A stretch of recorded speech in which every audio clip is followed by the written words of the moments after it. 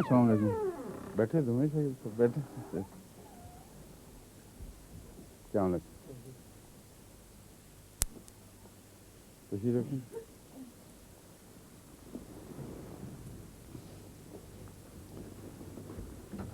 अस्सलाम वालेकुम रहमतुल्लाह। लाएँ जी कहाँ है सामने की टिपाई कोई और ला रहे हैं। जब तक दे दें कुरान करीम में तिलावत शुरू करें।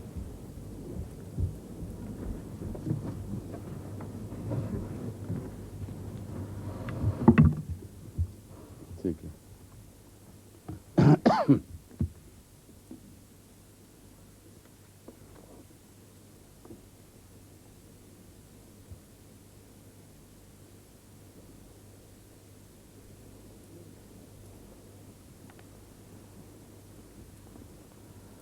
अऊज़ु बिल्लाहि मिनश शैतानिर रजीम। बिस्मिल्लाहिर रहमानिर रहीम।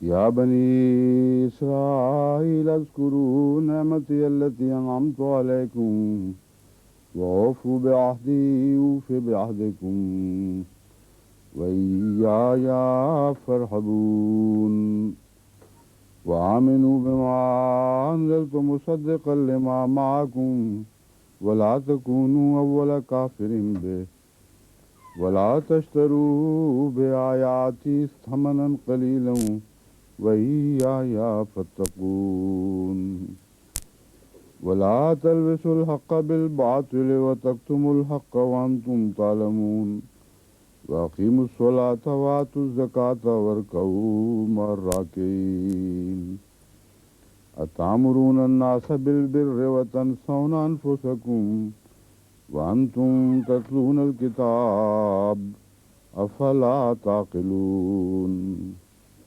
वस्तईनू बिस्सब्रि वस्सलात वइन्नहा लकबीरतुन इल्ला अलल ख़ाशिईन वइन्नहा लकबीरतुन इल्ला अलल ख़ाशिईन अल्लज़ीना यज़ुन्नूना अन्नहुम मुलाक़ू रब्बिहिम व अन्नहुम इलैहि राजिऊन।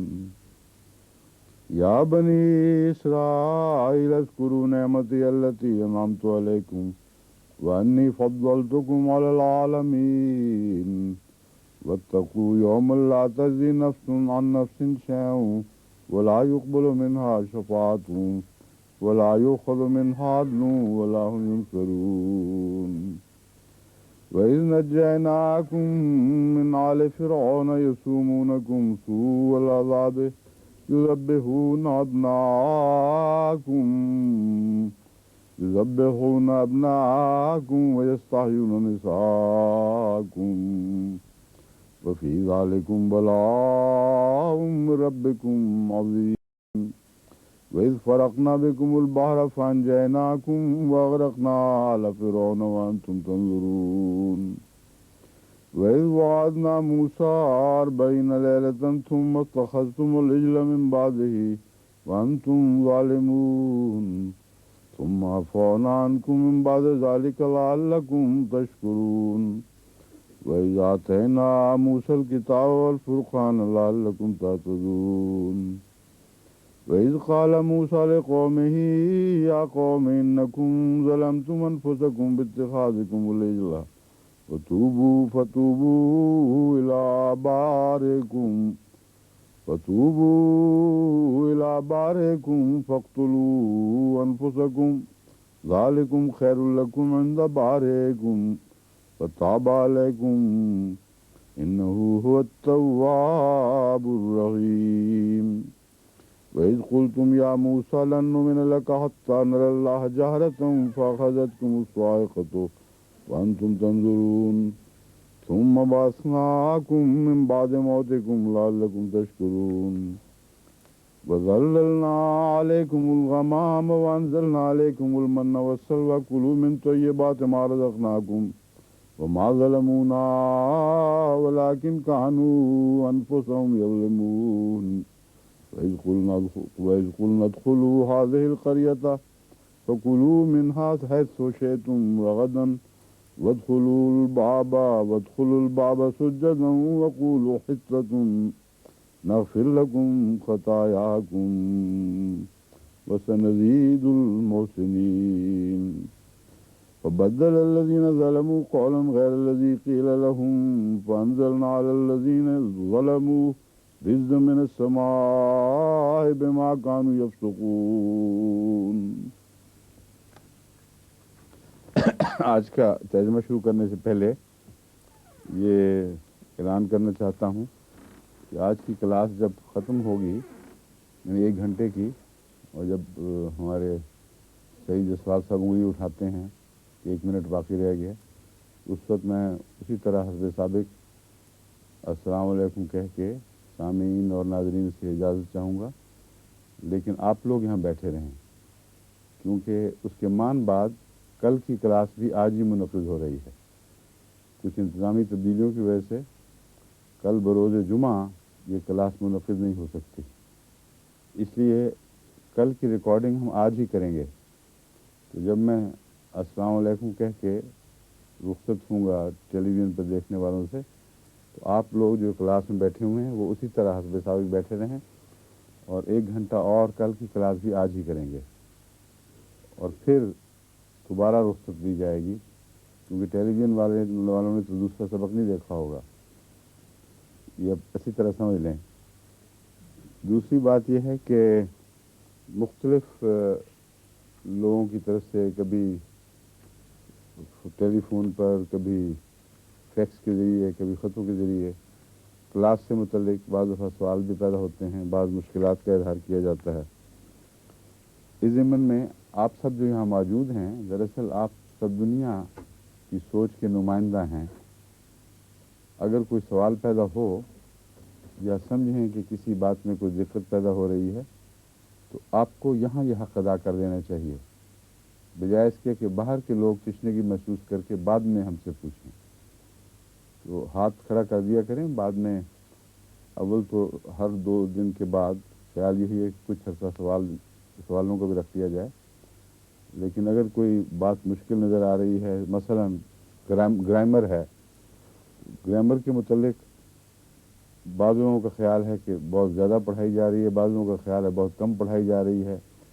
اول تو یہ ناممکن ہے کہ ہر مزاج کے مطابق انسان اپنی کلاس کو ایسا ڈھالے کہ دنیا بھر کے آدمی جو مختلف طبقات، مختلف علمی پس منظر سے تعلق رکھتے ہیں، وہ یک دفعہ تمام کے تمام مطمئن ہو جائیں. ایک کوشش ہے کہ زیادہ سے زیادہ مطمئن ہو سکیں، اور چونکہ مخاطبین میں بچے بھی ہیں، بڑے بھی ہیں، عورتیں، مرد، مختلف علمی حلقوں سے تعلق رکھنے والے ہیں، مختلف ممالک کے، مختلف رسم و رواج سے تعلق رکھنے والے، جن کی سوچوں اور دوسرے ملکوں کی سوچوں میں بھی کچھ نہ کچھ فرق پڑ جاتے ہیں، ان سے تعلق رکھنے والے ہیں. تو یہ تو ناممکن ہے، یہ ہو ہی نہیں سکتا کہ سب کے سب بیان ہی اسی طرح سمجھ لیں. اس کا ایک ہی علاج ہے کہ تکرار کی جائے، بار بار سمجھایا جائے.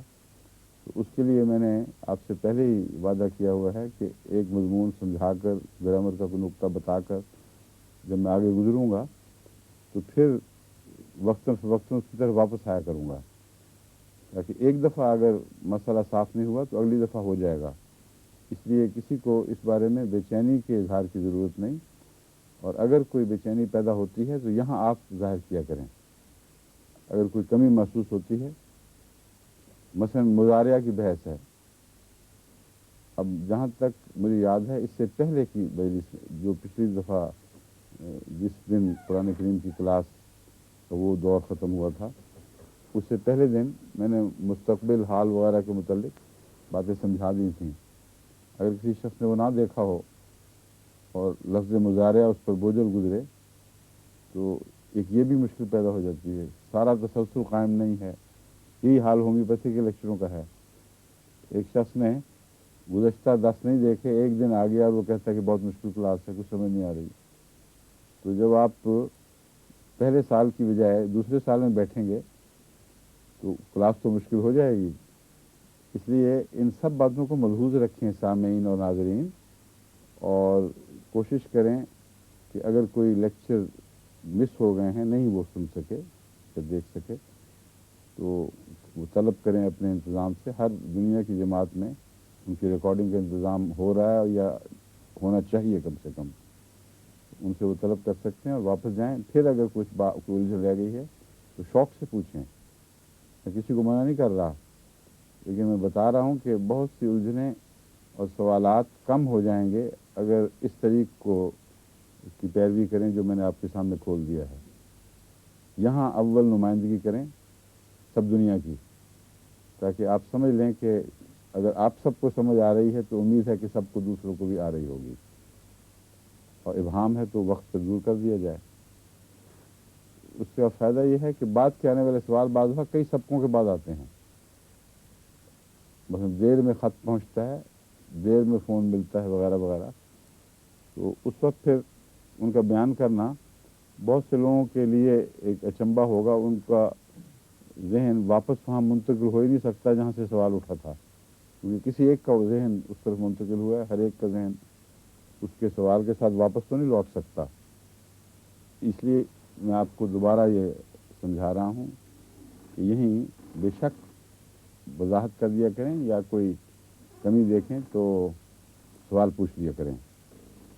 دوسری بات یہ ہے کہ گرامر سے متعلق میں نے انگریزی میں جو طریقہ اختیار کیا تھا وہ ذرا زیادہ تفصیلی تھا, اردو میں کم کر رہا ہوں. اس کی وجہ یہ ہے کہ انگریزی دان طبقے میں اکثر وہ تھے جو تعلیم یافتہ تھے, اور بچے بھی بڑے بھی تعلیمی پس منظر رکھتے تھے. خاص علاقے کے لوگ ہیں جن کا علمی پس منظر عام دنیا کے علمی پس منظر سے مختلف ہے, مختلف ملکوں کے مختلف ہیں. اب جب میں مخاطب ہوں تو ساری دنیا کے احمدیوں سے مخاطب ہوں, اور اردو زبان جاننے والے خصوصیت سے جو پاکستان میں یا بنگلہ دیش میں یا ہندوستان میں موجود ہیں, اسی طرح دوسرے ملکوں میں بسے ہوئے, ان کے لیے اتنی گرامر پیش کرنا جتنی میں انگریزی میں کر رہا تھا ان پہ تکلیف و مالا یطاق ہوگی. اس لیے نسبتاً ہلکا ہاتھ رکھ کر میں گرامر بیان کر رہا ہوں. اس سلسلے میں اس کے باوجود بعضوں کو خیال ہے کہ زیادہ بوجھل ہو گیا ہے. بس گرامر کے متعلق جب بات سمجھ نہ آئے تو ضرور پوچھ لیا کریں. اب میں تمہیداً ایک اور بات بتاتا ہوں. گرامر ہے کیا چیز, کیسے ایجاد ہوئی, قرآن سے اس کا کیا تعلق ہے. دراصل گرامر قرآن کے حوالے سے ہی ایجاد ہوئی ہے, اور اس سے پہلے عربی گرامر کا کوئی وجود نہیں تھا. عرب نسل بعد نسل زبان کو جیسے اپنے ماں باپ کو بولتے دیکھتے رہے ویسے ہی خود بولتے رہے, وہی طریقے اختیار کیے. ہر قبیلے کے انداز الگ تھے, ہر قبیلے کی بول چال میں دوسرے قبیلوں سے ایک فرق ہوا کرتا تھا. لیکن اس تمام مجموعی صورتحال کو مد نظر رکھتے ہوئے, یعنی ان سب فرقوں کو مد نظر رکھتے ہوئے, کسی ایک کو غلط قرار دیے بغیر جو اجتماعی صورت میں بول چال کے اسلوب سامنے آئے ہیں ان کو پیش نظر رکھ کر گرامر بنائی گئی ہے.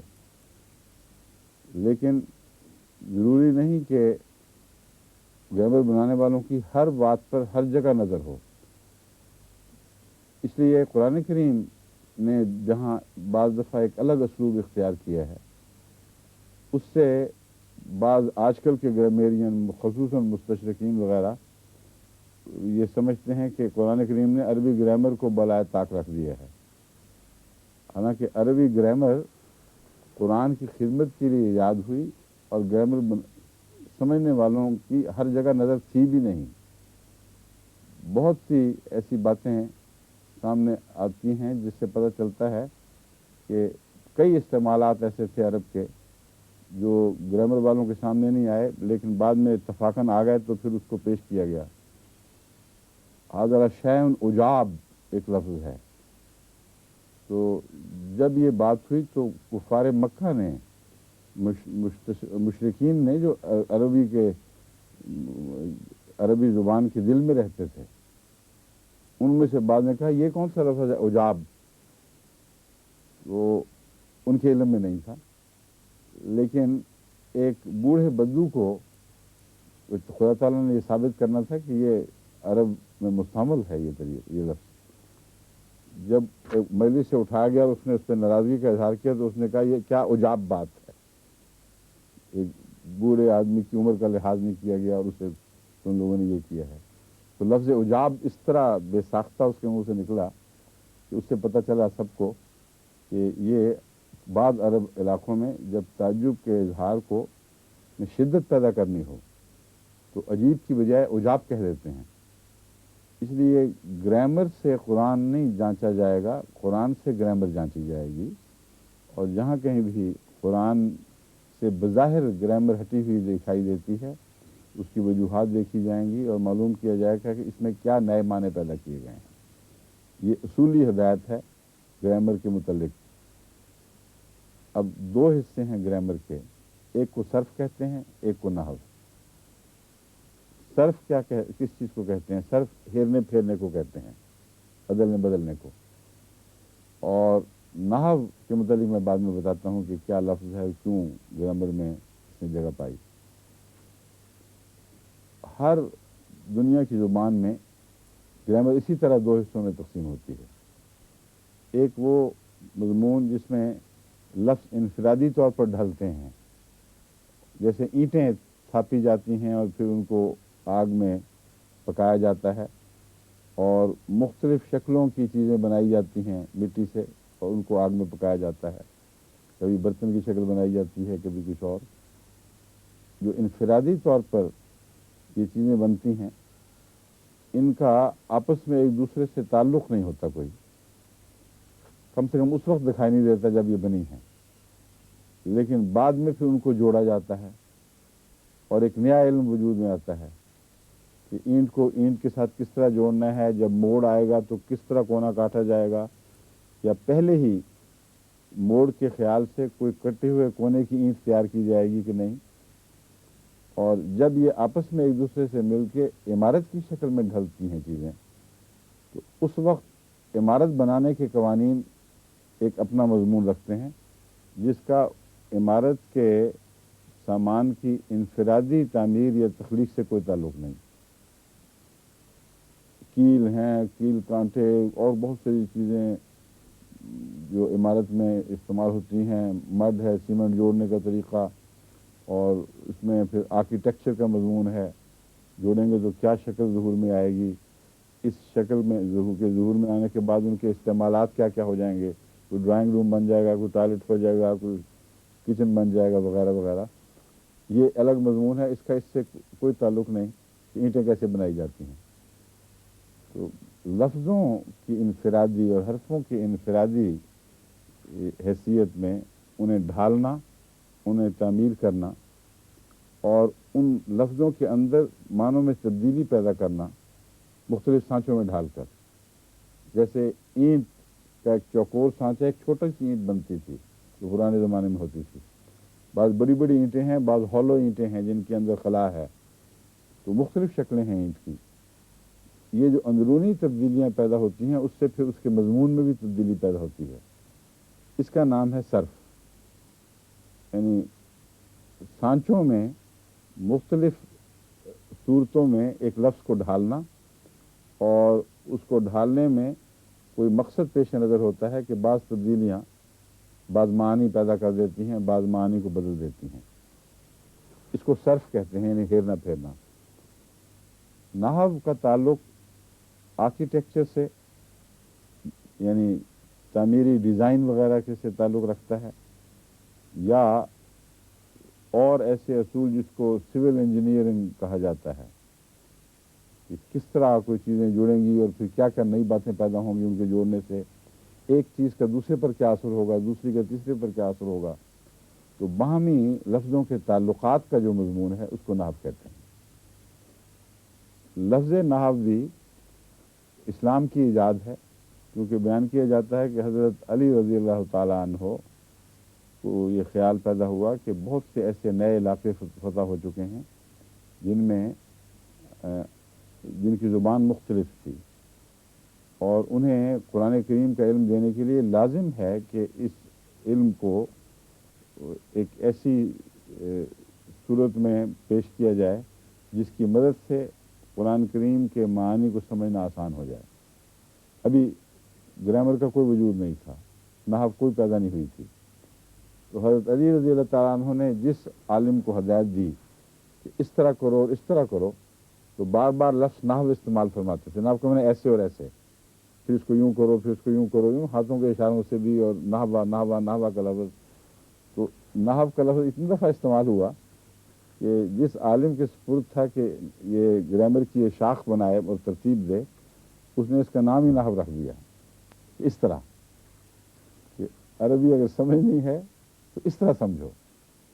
تو نحو ان کے جو انفرادی حروف ہیں یا کلمات ہیں، ان کے باہمی تعلقات کو ترتیب دینے کے قوانین کا نام ہے، اور اس سے جو نئے نتائج پیدا ہوتے ہیں ان کا نام ہے۔ اب میں آپ سے پوچھتا ہوں کہ آپ سے جب میں نے پوچھا کہ بتائیں یہاں فلاں کی حالت کیا ہے، فاعلی حالت کیوں ہے اور مفعولی حالت کیا ہے، تو یہ جو مضمون ہے اس کا آپ کے خیال میں کس سے تعلق ہوگا؟ نحو سے کہ صرف سے؟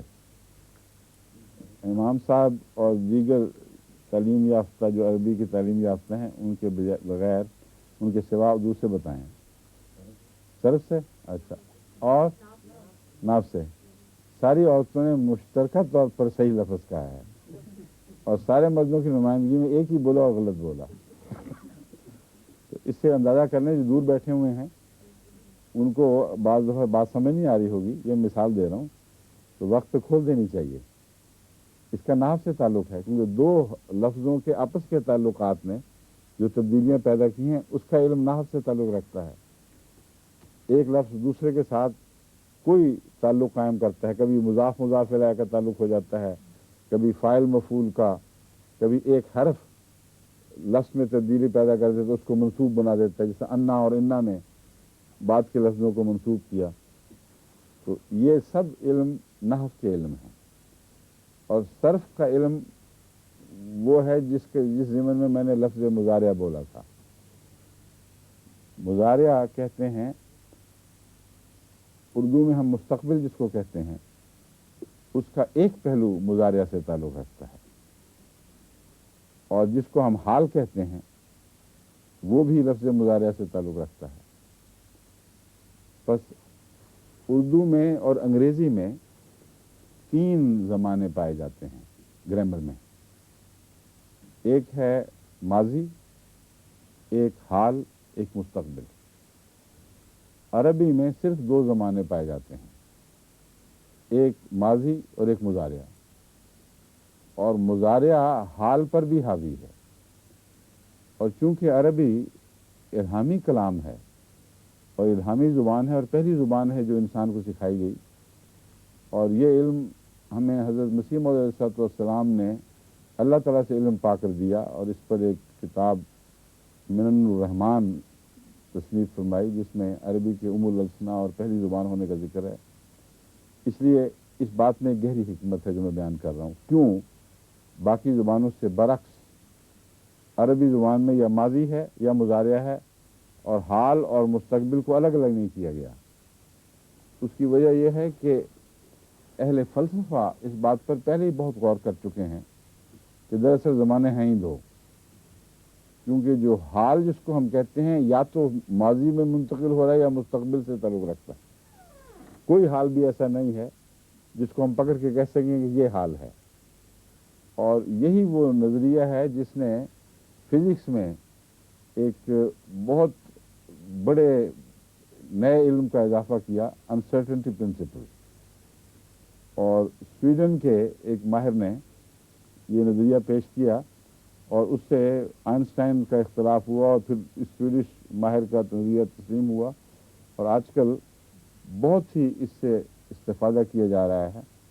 وہ کہتے ہیں جس چیز کو ہم دیکھ رہے ہیں، نگران اس کو دیکھ کر ایک تخمینہ بنا رہے ہیں، ہمارا دیکھنے کا عمل بھی اس پر اثر انداز ہو جاتا ہے، اور یا وہ حالت اس کی ماضی میں جا چکی ہے یا آئندہ آنے والی ہے، کسی کی حالیہ حالت کو ہم پکڑ نہیں سکتے، اس لیے انسرٹنٹی پرنسپل، غیر یقینی حالت ہے۔ یہ بیان ہی اس طرح نہیں، مگر میں آپ کو اشارتاً سمجھا رہا ہوں کہ حقیقت میں کوئی چیز بھی حال نہیں ہے، یا وہ ماضی ہے یا وہ مستقبل ہے، اور حال بنتے بنتے ماضی ہو رہا ہے، یا بنتے بنتے کچھ حصہ اس کا مستقبل میں بیٹھا ہوا ہے۔ تو عربی گرامر میں مضارعہ جو ہے یہ عربی زبان کی تمام دنیا کی زبانوں پر فضیلت کا ایک نشان ہے، اور یہ بتاتا ہے کہ عالم الغیب خدا نے عربی زبان کے قوانین بنائے، اور جو گہری حقیقت ہے اس پر نظر رکھ کر اس کو تقسیم کیا گیا۔ لفظ مضارعہ خدا تعالیٰ نے پہلے بیان نہیں فرمایا، کیونکہ مضارعہ کا لفظ تو جب عرب لوگوں نے غور کیا تو اس پر سامنے آیا، مگر یہ میں بتانا چاہتا ہوں کہ حضرت علی کا گرامر کو متعلق ہدایت دینا یا مسلمانوں کا قرآن کے حوالے سے بات کرنا بتاتا ہے کہ ان کے دماغ خدا تعالیٰ کی طرف سے روشن کیا گیا، اور ان کو اس بات کا صحیح سلیقہ سکھایا گیا کہ زمانے حقیقت میں تو دو ہی ہیں، باقی سب ہمارے فرضی تاثرات کی باتیں ہیں، اور یا ماضی ہے یا مضارعہ۔ بس دوسری زبانوں میں جب ہم مضارعہ کا ترجمہ کرتے ہیں تو کہتے ہیں حال اور مستقبل دونوں زمانے اس میں پائے جاتے ہیں۔ یہ ہے مضارعہ کی تفصیل۔ میں کرتا ہوں یا کر رہا ہوں یا کروں گا، یہ سب فعل مضارعہ کے اندر داخل ہیں، اور جو میں نے کیا اور کیا تھا یا کیا ہے، یہ ساری چیزیں فعل ماضی سے تعلق رکھتی ہیں۔ اب لفظ جو ہے اپنی شکل و صورت سے ماضی کے معنی بھی دے سکتا ہے اور مستقبل اور حال کے معنی یعنی مضارعہ کے معنی بھی دے سکتا ہے۔ اس لفظ کو کس طرح ڈھالا جائے، کس سانچے میں اس کو ڈالا جائے کہ جس کے نتیجے میں آپ پہچان لیں کہ اس کا ماضی سے تعلق ہے یا مستقبل سے تعلق ہے یا مضارعہ سے تعلق ہے، یہ علم صرف سے تعلق رکھتا ہے، کیونکہ انفرادی طور پر وہ لفظ خواہ کسی دوسرے سے جوڑا جائے یا نہ جوڑا جائے اپنی ذات میں یہ معنی مکمل کر دے گا۔ مثلا آپ سنیں ایک لفظ کہیں اردو میں بھی مارا، آپ کا ذہن کس طرف جائے گا، مستقبل کی طرف یا ماضی کی طرف؟ حالانکہ کچھ پتہ نہیں کس نے مارا، کس کو مارا، کب مارا، کیسے مارا، کس چیز سے مارا، مرا بھی اگلا کہ نہیں، یہ ساری باتیں انکہی ہیں۔ اور لفظ مارا اپنی ذات میں نہ دائیں سے تعلق رکھتا ہے، نہ بائیں سے، نہ آگے نہ پیچھے، اکیلا ہے، اس کے باوجود ایک معنی دے گیا ہے، اور وہ معنی ہیں ایک فعل کے جو ماضی میں سرزد ہوا۔ تو یہ لفظ جہاں تک ذاتی معنی رکھتا ہے اور ابھی دوسری چیزوں سے جوڑا نہیں گیا، اس کا تعلق صرف سے ہے، نحو سے نہیں ہے۔ یعنی ہر لفظ کو ایسے سانچے میں ڈھالنا کہ اس میں ہر سانچے کے بدلنے سے معنوں میں تبدیلی پیدا ہو جائے۔ اب مثلا مارا کو بجائے وہ مارتا ہے یا مارے گا کہا جائے تو کہیں گے عربی میں ضربا کہیں گے مارا، اس نے مارا، اور یضربو کا مطلب ہے وہ مارتا ہے یا مارے گا، تو یضربو فعل مضارعہ ہے اور ضربا فعل ماضی ہے۔ اب یضربو میں مضارعہ کا مفہوم پایا جاتا ہے، لیکن مارے گا یہ کچھ پتہ نہیں کون مارے گا، کیسے مارے گا، لیکن عربی میں ایک ہی لفظ کے اندر اس کے تغیر کے نتیجے میں زائد معانی پیدا کیے جا سکتے ہیں۔ ہم اردو میں تو کہتے ہیں نا وہ مارتا ہے یا وہ مارے گا، یا وہ مارتی ہے یا وہ مارے گی، یہ تین لفظ بنا کے ہم صرف کے مضمون کو نحو میں تبدیل کر رہے ہوتے ہیں، لیکن عربی زبان اس بات سے آزاد ہے، مستغنی ہے کہ زائد لفظوں کا سہارا لے، ہر لفظ کو کے لیے الگ سانچے بنا دیے ہیں۔ उन सांचों में डालो, जो तब्दीली पैदा होगी वो मजमून की तब्दीली को भी ज़ाहिर करेगी। इसको कहते हैं गर्दान। ज़राबा यज़रिबो, ये पहला बच्चा जो अरबी पढ़ता है उसको फ़ाल यफ़अलु ज़राबा यज़रिबो ये गर्दानें लिटाई जाती हैं और वो खूब रटता है, क्योंकि ये ऐसा मजमून नहीं है जो मंतक से ताल्लुक़ रखता हो, जिसमें दलीलें ढूंढनी पड़े इसका उससे क्या ताल्लुक़ था और क्या हुआ। वो बनी बनाई एक शक्ल है जिसे ज़रूर उसी तरह याद करना होगा। इसलिए बाज़ सर्फ के माहिरीन पर नाहव वाले ये फप्ती कसते हैं कि ये कुत्तों का इल्म है। कहते हैं कुत्ते की तरह जब तक भौंका ना जाए उस वक्त तक याद नहीं होता। ये ज़्यादती है उन लोगों की।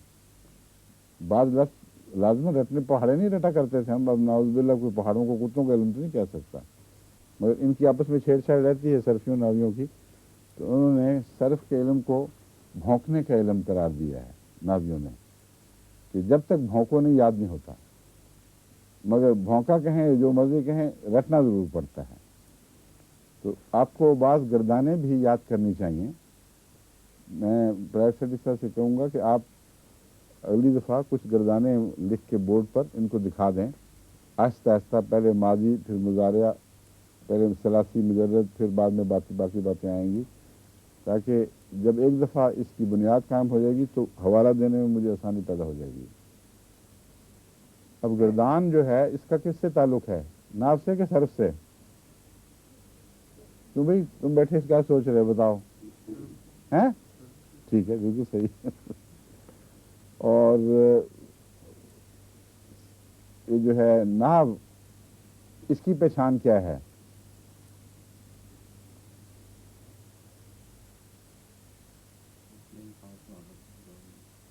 हैं?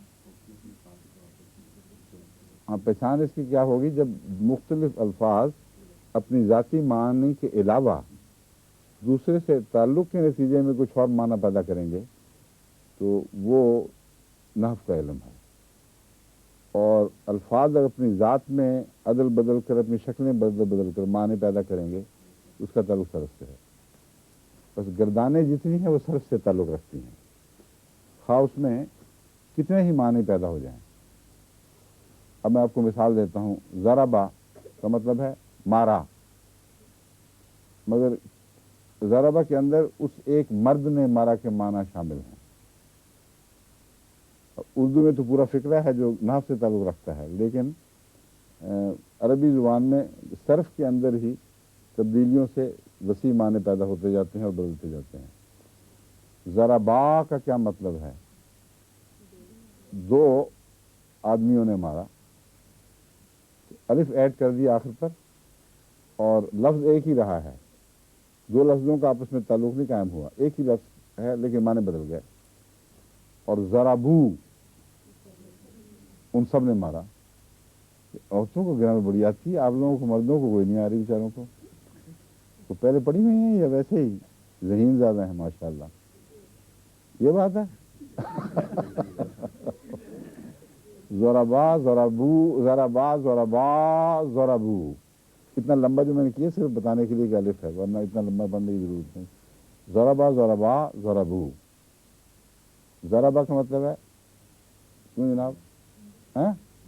हाँ, अब तो मैं उसमें वजाहत कर चुका हूँ, उसने मारा, उस मर्द ने मारा। अब ये माना होगा जब तफसील बयान कर चुका हूँ। ज़राबा का मतलब है ज़राबा, उस मर्द ने मारा, और ज़राबा, उन दो मर्दों ने मारा। ज़राबू, उन सब ने मारा। ज़राबत, उस एक औरत ने मारा। ज़राबता, उन दो औरतों ने मारा। ज़राबना, नून के ऊपर ज़बर है, उन सब ने मारा। ठीक है? और आगे क्या है फिर? हैं? यदर को तो दिया है। ज़रब तो, अच्छा हाँ, मुखातब। ज़रब था, तू एक मर्द ने मारा। ज़रब तो माँ, तुम दो मर्दों ने मारा। ज़रब तुम सब मर्दों ने मारा। ज़रबता, एक मर्द ने मारा, तू एक मर्द ने मारा। ज़रब थे, तू एक औरत ने मारा। ता को ते कर दें तो मर्द की वजह औरत बन गई। اور ضرب تو ما دونوں میں برابر مشترک. تم دونوں مردوں یا دونوں عورتوں نے مارا, اور تم سب عورتوں نے مارا, مردوں نے مارا ضرب تم, اور تم سب عورتوں نے مارا ضرب تننا. تم سے تننا ہو گیا, ذرا تن کے مارتی ہیں معلوم ہوتا ہے وہ. یاد رکھانے کے لیے صرف بات کر رہا ہوں. ضرب تم سب مردوں نے مارا, ضرب تننا تم سب عورتوں نے مارا, ضرب تو میں نے مارا اکیلے نے, اور ضربنا ہم سب نے مارا. اب ایک ہی لفظ ضرب سے کتنی ضربیں پیدا ہوئیں, ہر ضرب کے اوپر معنی بدلتے گئے. اس کو گردان کہتے ہیں. اور ابھی صرف یہ ماضی کی ہے. اب ایک فعل ماضی میں واقع اور مستقبل میں بھی تو ہو سکتا ہے. اس مستقبل اور یا حال کے واقعات کو بیان کرنے کے لیے اس کی شکل بدل جاتی ہے گردان کی. یضربو وہ ایک شخص مارتا ہے, یضربان وہ دو شخص مارتے ہیں, یضربونا وہ سب مرد یا مذکر چیزیں مارتی ہیں, مذکر مارتے ہیں. یضربو یضربان یضربونا تضربو تضربان یضربنا وہ ایک عورت مارتی ہے تضربو, یضربو کی بجائے تضربو. اور وہ دو عورتیں مارتی ہیں یا ماریں گی, تضربو تضربان یہ تے وہی تے تسنیہ کے صیغے میں بھی آ جائے گی, دو کے صیغے میں بھی. اور یضربنا وہ سب عورتیں مارتی ہیں. سمجھ گئے پورا کیا ہوا بتائیں. یضربو یضربان یضربونا, اور تضربو نہ یضربنا. غائب کے صیغے میں مردوں کے لیے یضربونا ہے اور عورتوں کے لیے یضربنا ہے. یہ پہچان لیں, آگے جا کے پھر بہت کام آئے گا, ہر جگہ فوراً پہچانا جائے گا لفظ. یضربو یضربان یضربنا, تضربو تضربان یضربونا پہلا تھا, یضربو یضربان یضربونا, تضربو تضربان یضربنا. ٹھیک ہے. اب مخاطب تضربو یہ مرد اور عورت میں مشترک ہے, لیکن مخاطب یا غائب ہونے کی وجہ سے فرق پڑ جاتا ہے. اگر ہم غائب میں بات کر رہے ہیں کہ فلاں نے یہ کیا فلاں نے یہ کیا, تو تضربے کا مطلب ہے ایک عورت نے کیا, ایک عورت کرے گی. ٹھیک ہے. لیکن اگر ہم کسی سے بات کر رہے ہیں اور اس کو کہہ رہے ہیں تضربو کہ تو مارتا ہے, تو یہاں تے عورت کی علامت نہیں ہے بلکہ مخاطب کی علامت ہے. نہیں, صرف مرد کے لیے. تضربو اب آپ کو بتایا نا کہ ایک لائن مرد کی دوسری لائن عورت کی, وہ بھی عورت کی لائن آنے والی ہے. تو تضربو دوبارہ دہرایا جائے گا, لیکن پہلا جو تجربے تھا غائب میں اس میں تے عورت کی علامت تھی, یہ تے مخاطب مرد کی علامت ہے. تضربان پھر وہی تکرار ہوئی ہے, لیکن تم دو مرد مارتے ہو. اور یہ اس میں کوئی کنفیوژن نہیں ہے, کیونکہ غائب کا ذکر بالکل الگ ہوتا ہے, اور غائب کی بات ہو رہی ہو تو اس میں مخاطب کا شبہ ہو ہی نہیں سکتا. جب مخاطب کی بات ہو رہی ہے تو کوئی غلطی سے غائب کا ترجمہ نہیں کر سکتا. اس لیے کوئی کنفیوژن, کوئی مشکل نہیں, ابہام کوئی نہیں ہے. تضربو تضربان تضربونا مردوں کی, جیسا یضربونا آیا تھا نا, تضربونا. اور تضربینا تضربان تضربنا یہ عورتوں کے لیے ہے. ایک عورت مارتی ہے اس لیے تضربینا آ جاتا ہے, اور دو عورتیں مارتی ہیں تضربان, اور تم سب عورتیں مارتی ہو تضربنا. ٹھیک ہے. کیونکہ اشرف صاحب تو پہلے پیرے ہیں نا, خاص طور سے عورتیں مارتی ہیں کا مضمون تو بڑا آپ پہ واضح ہوگا. نہیں وہ واضح ابھی تک. तदरिबना, तुम सब औरतें मारती हो। अच्छा अब खुशफहमी है। अच्छा है, खुशफहमी में उम्र गुजर गई। अच्छा आगे, अदरेबो नदरेबो। नहीं वैसे लोग गलत ना समझें, इनकी ये खुदा के फजल से इतना डरते हैं कि मारने का मौका ही नहीं आता। अदरेबो नदरेबो, मैं मारता हूँ, नदरेबो हम मारते हैं या हम मारेंगे। मैं मारता हूँ या मैं मारूंगा, हम मारते हैं या हम मारेंगे। ये आज की ग्रामर काफ़ी हो गई है। ये तो आइंदा तो सबक में आप उसको लिख देना ना गर्दान, वो लोग नोट कर लें और देख भी लें, और लिखने की तरफ भी पता लग जाए। ये जो द्वाद और दाल वगैरह के फ़र्क हैं ये भी वाज़ेह हो जाएंगे कि ये द्वाद लफ्ज़ है, ये दाल नहीं है। हाँ वो भी हो जाएगा, फिक्र न करें। तो दो बातें आज, दो तीन बातें ग्रामर की बता दी। नाहव क्या होती है, सर्फ क्या होती है, और नाहव और सर्फ की मिसालें अलग अलग दी। सर्फ में आपको बताया कि लफ्ज़ों में तब्दीलियों का नाम है, और वो सब तब्दीलियाँ माना खेज हैं और अपनी इलामतों से पहचानी जाती हैं। जैसे एक चाय को आप प्याली में डाल दें तो उसकी शक्ल प्याली की होगी, गिलास में डालेंगे तो गिलास की शक्ल हो जाएगी, और किसी और बर्तन में पिर्च में डाल के बाद लोग पीते हैं तो पिर्च की शक्ल की बन जाती है चाय। तो मजमून अपनी जो शक्लें बदलता है वो पैमानों की वजह से बदलता है। तो उस हिसाब से जो मानवी तब्दीलियाँ पैदा होती हैं वो इतनी कतई और यकीनी हैं कि उस ढांचे में ज़रूर यही मानवी तब्दीली होगी कि किसी भाम की कोई गुंजाइश बाकी नहीं रहती। पैमाना एक दफ़ा पहचान जाएं, जब उस पैमाने में बात होगी तो उस वक्त आप फ़ौरन समझ जाएंगे कि क्या मुराद है। अब बहुत से और ऐसे मज़ामीन हैं जो बयान होने वाले हैं, मगर इसके हवाले से अब जहाँ जहाँ भी कुरान करीम में वो बातें आएंगी जो मैं बयान कर चुका हूँ, तो अगर आप कोई नोट करें तो मुझे बताएं कि हाँ हमने महसूस किया है कि ये मतलब है, ये फलां चीज़ है। ठीक है, चलिए तर्जुमा शुरू करते हैं।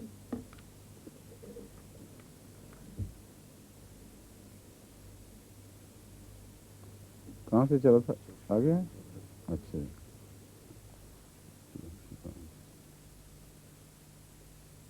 या बनी इसराइला, यहाँ मैंने बनी को लंबा पढ़ा है और इसरा को लंबा पढ़ा है। क्यों पढ़ा है पता है? अच्छा अब है कुछ देर खामोश है क्योंकि आपने मर्दों को शर्मिंदा करा देना बात होगा, मौका दें किसी और को भी। या बनी को बनी इसराइल, इसराइला, ये नी बनी की ये लंबी कर दी है और इसरा का अलिफ लंबा कर दिया है। क्यों किया है ऐसा है? मद क्यों आई है ये तो पूछ रहा हूँ, पता किसी को? ये के बाद या वाव के बाद या अलिफ के बाद, अब याद रखें इस बात को, जब हमजे से लफ्ज़ अगला हरफ शुरू हो गया, लफ्ज़ शुरू होगा तो इसको लंबा कर देते हैं। इसका नाम मद्दा है। लंबा करने का माजी से कोई ताल्लुक़ नहीं, ना मुस्तकबिल से ताल्लुक़ है, क्योंकि ताज़ा लफ्ज़ बोली थी इसलिए इनको ख्याल आया कि शायद ये बात हो। अंदाज़ा अच्छा लगाया था आपने मगर गलत हो गया। इसका ताल्लुक़ पहले सबक से जो मैं पहले दे चुका हूँ कि बाज़ दफ़ा अलिफ को लंबा किया जाता है, वे वाव को लंबा किया जाता है, ये को लंबा किया जाता है, उस पर मद्दा लिखी जाती है। उसके कवानीन हैं, उसको अच्छी तरह ज़हन नशीन करके रखना चाहिए और बार बार जहन में मुस्ताज़र करें, जमाएं, क्योंकि अक्सर तिलावत में जो खुसूसन बाहर के मुल्कों में गलतियाँ देखी गई हैं, पंजाब में भी और हिंदुस्तान बांग्लादेश वगैरह में भी, वो मद्दा की गलतियाँ होती हैं, बहुत होती हैं। बाज़ कारियों को कहीं वो लंबा पढ़ते देखते हैं तो हर अलिफ को, हर वाव को लंबा करके समझते हैं कि हमें हक है जितना मर्जी लंबा कर लें। बाज़ दफ़ा उनको पता नहीं तो जहाँ लंबा होना चाहिए उसको छोटा कर देते हैं। कानून ये है कि अलिफ वाव या ये के बाद अगर हमज़ा आ जाए, आ की आवाज़, तो वो पहला अलिफ वाव या ये लंबे हो जाएंगे, और अगर साकिन हरफ आ जाए تب بھی لمبے ہو جائیں گے. اس لیے قرآن کریم کی آیات جہاں جن لفظوں پہ ختم ہوتی ہیں ان کو لمبا پڑھتے ہیں، حالانکہ مدہ نہیں لکھی ہوتی. متقین، ظالمین، ظالمون، اس لیے کہ وہاں نون کی زبر اڑائی جاتی ہے آخری ہونے کی وجہ سے اور ساکن ہو جاتا ہے. ضالین، لام ساکن تھا، الف کے بعد آیا.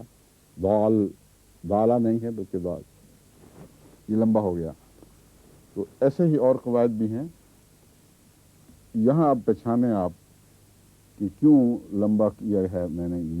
یا بنی اسرائیل، بتائیں اب بولیں. یا بنی کو لمبا کیوں کیا ہے؟ اسرائیل، ہاں مخاطب تو کیا مگر اس کو بنی کو لمبا کیوں کیا ہے؟ آگے اسرائیل کا جو پہلا حرف ہے وہ حمزہ ہے، ایک ہی آواز ہے. تو یہ کے بعد جب حمزے سے اگلا حرف شروع ہوتا ہو، اگلا لفظ، تو میں نے بتایا تھا نا اس کو لمبا کر دیتے ہیں. واو کے بعد بھی لمبا کر دیتے ہیں، الف کے بعد بھی. اور اسرائیل میں اسرا کو کیوں لمبا کیا ہے بتائیں؟ ہاں ٹھیک ہے، الف کے بعد حمزہ آ رہا ہے. آپ سمجھ گئے نا، اسی طرح یاد رکھنا. یا بنی اسرائیل، اے اسرائیل کے بیٹو، یعنی اے اسرائیل سے تعلق رکھنے والوں. اور بنو اور بنی کا لفظ یہ قبائل کے لیے استعمال ہوتا ہے. تو بنو اسد، بنو کلب وغیرہ وغیرہ. تو بنی اسرائیل سے مراد ہے اے اسرائیل کے قبیلے سے تعلق رکھنے والوں، اسرائیل کے بیٹوں مراد ہے.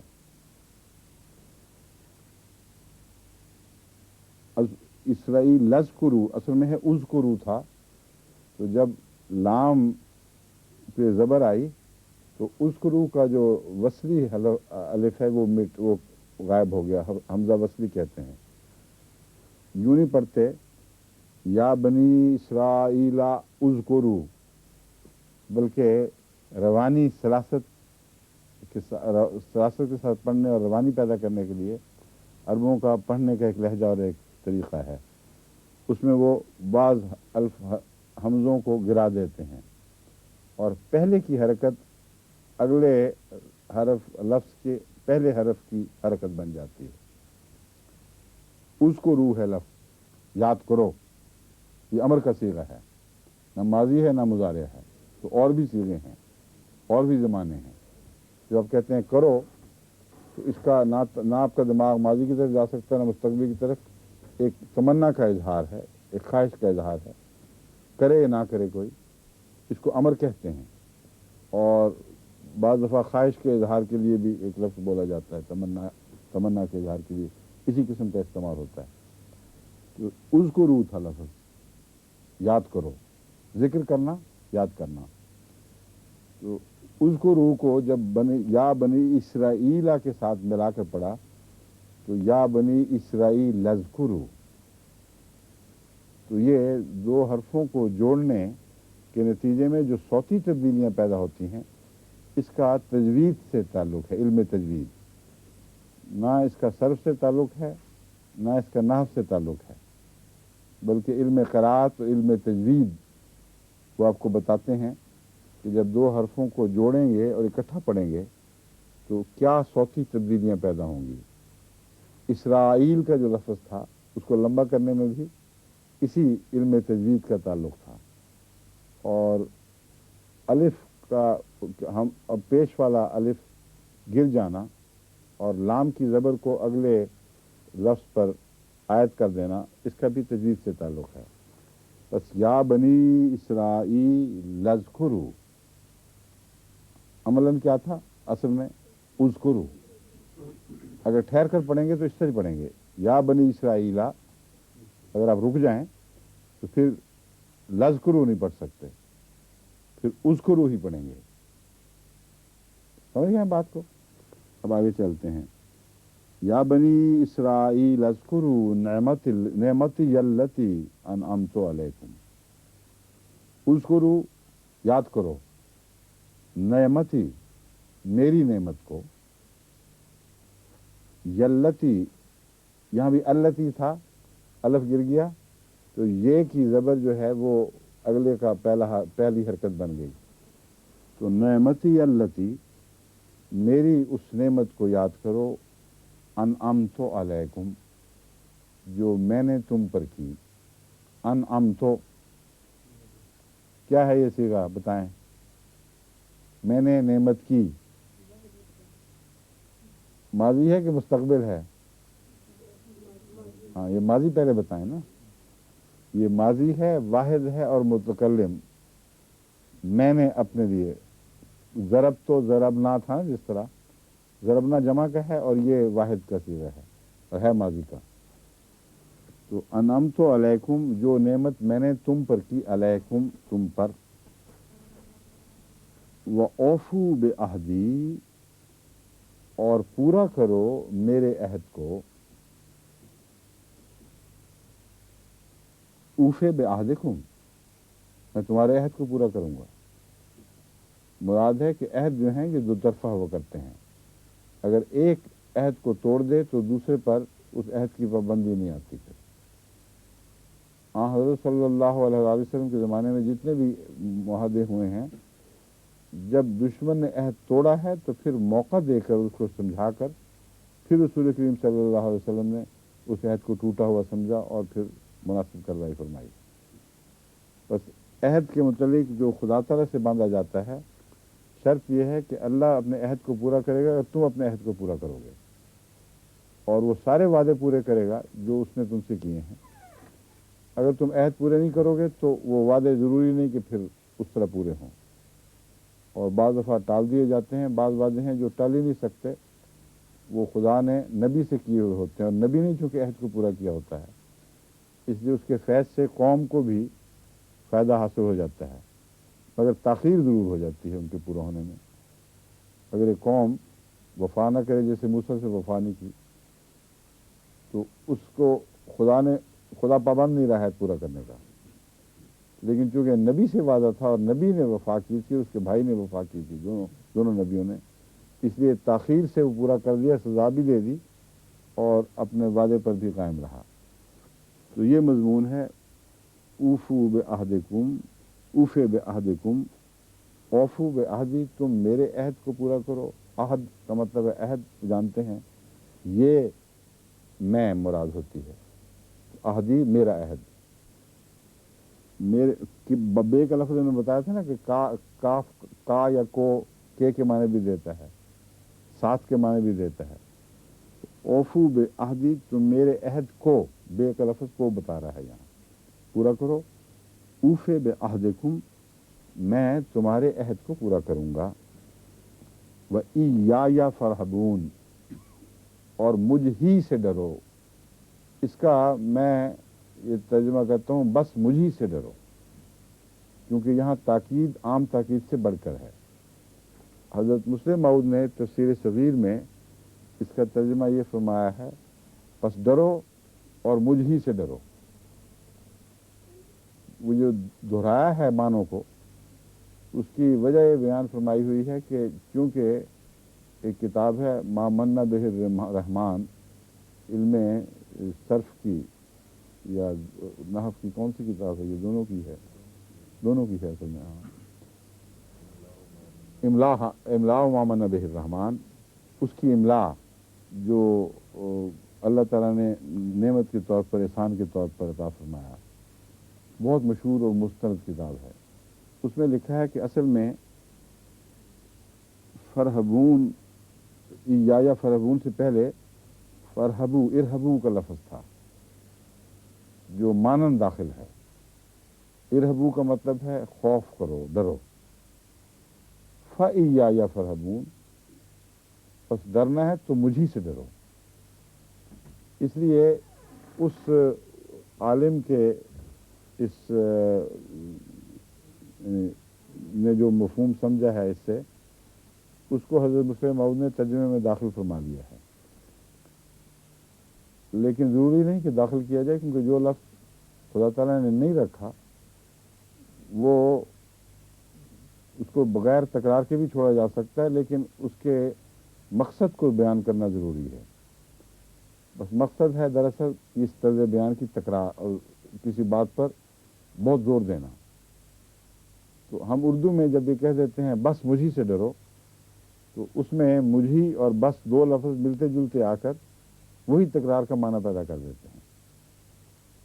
تو میں نے اپنے ترجمے میں یہ لفظ لکھا ہوا ہے بس مجھی سے ڈرو. میں وجہ بتا رہا ہوں کیوں ایسا کیا گیا ہے.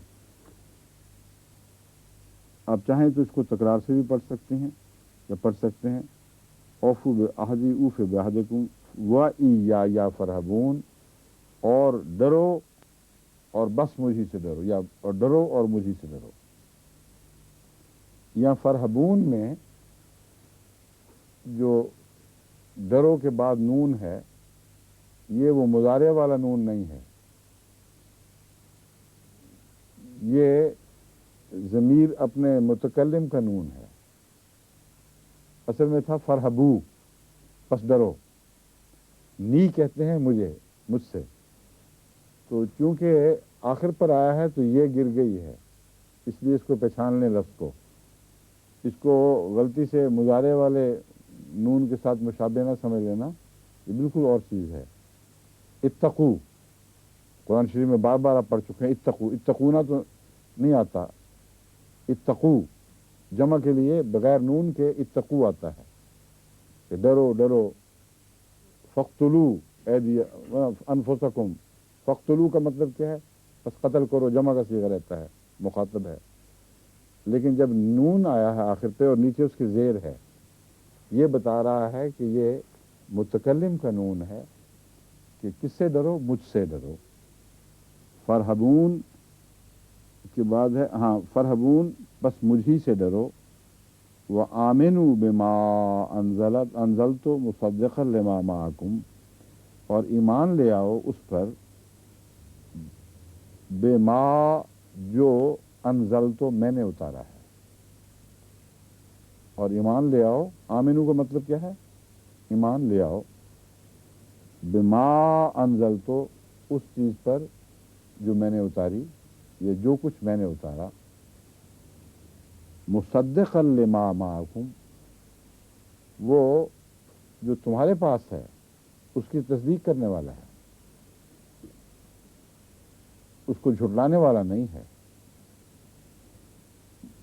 ولا تکونوا اول کافر بہ، اور اس کے اول کافر نہ بنو. اول کافر سے مراد یہ ہے لا میں نے نہیں، تکونو بنو ہو، اولا پہلے، کافر کافر، تو نہ بنو اس کے پہلے کافر. پہلے کافر سے کیا مراد ہے؟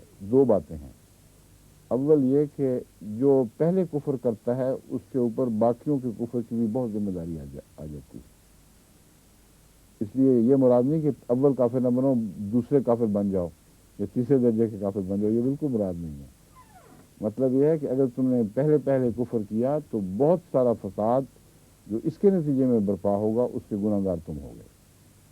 اس لیے اس میں پہلے نہ بن جاؤ ظلم میں اور فساد میں.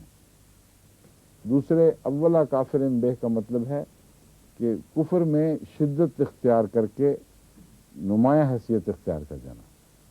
کسی چیز میں اول جو شخص ہوتا ہے، تو اس سے بھی یہ مراد نہیں کہ دوسرے درجے کا کفر اختیار کرو. مراد یہ ہے کہ کفر ایسی بد چیز ہے کہ اس میں جو بھی اول آئے گا وہ بدترین ہوگا. بس ایسی بدبختی نہ کرو کہ تم کفر میں بدترین شمار ہو. وہ بتا چکا ہوں پہلے ہی، ابھی تو بتایا تھا. انکار کرنے میں پہل نہ کرو، اس لیے کہ اس کے نتیجے میں دوسروں کو نقصان پہنچے گا. اور انکار ایسی چیز نہیں ہے کہ جس میں اولیت فخر کا موجب ہو. اس لیے یہ بیوقوفی نہ کرو کہ انکار میں اولیت حاصل کر رہے ہو. جسے مولوی کہتے ہیں نا ہم اول درجے کے ہیں ان کی مخالفت میں، ہم یہ کر دیں گے، یہ وہ اولا کافر بے ہیں.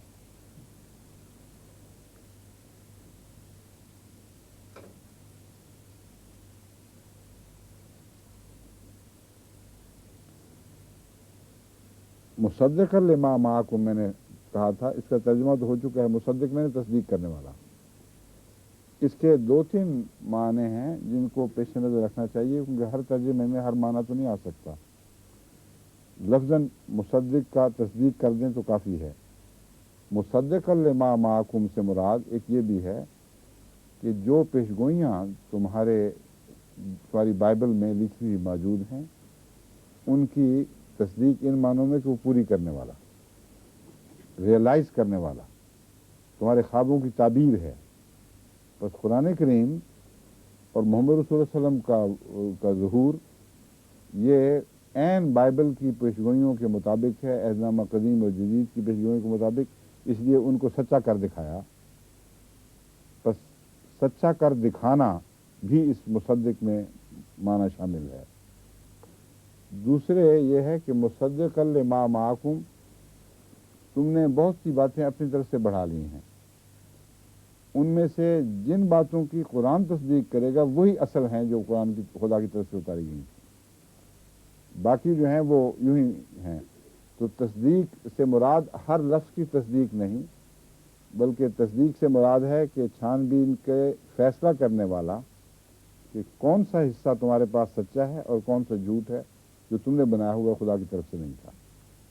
تو کسی بات کی کہتے ہیں تصدیق کرو، اب ہماری جماعت میں پریزیڈنٹ سے تصدیق کراؤ، تصدیق کرانے کا یہ مطلب تو نہیں کہ ہر بات میں وہ کہہ دے کہ ہاں ٹھیک ہے، ہر بات کو کہے کہ سچی ہے۔ تصدیق میں لفظ چھان بین اور پھر نتیجہ نکالنا شامل ہوتا ہے۔ تو مصدقا لما معکم، وہ تمہارے پاس جو کچھ بھی ہے اس کی تصدیق فرماتا ہے، یعنی اس پہ حکم بدل کر رہا ہے، بن کے بیٹھا ہوا ہے۔ جس کو کہہ دے کہ یہ بات سچی ہے وہی خدا کی طرف سے ہے، اور باقی باتیں تمہاری بنائی ہوئی ہیں۔ تو وقت ہو گیا؟ اچھا جی، اب باقی پھر انشاءاللہ کل کی کلاس میں، ابھی تھوڑی دیر بعد شروع ہوگی، لیکن جہاں تک ناظرین ہیں ان سے رابطہ اب ہمارا ختم ہونے والا ہے۔ یہ باقی حصہ کلاس کا وہ کل دیکھیں گے جمعے کی کلاس کے طور پر۔ اچھا جی، خدا حافظ، السلام علیکم ورحمۃ اللہ وبرکاتہ۔